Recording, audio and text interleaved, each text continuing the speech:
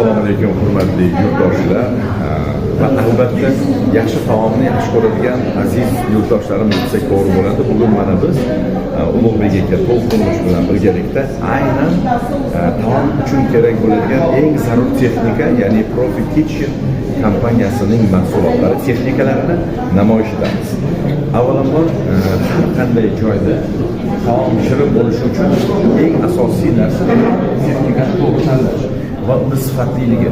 Ovqatingiz agar sifatli bo'lsa, menimcha yeyish ham ancha yoqimli bo'ladi, to'g'rimi?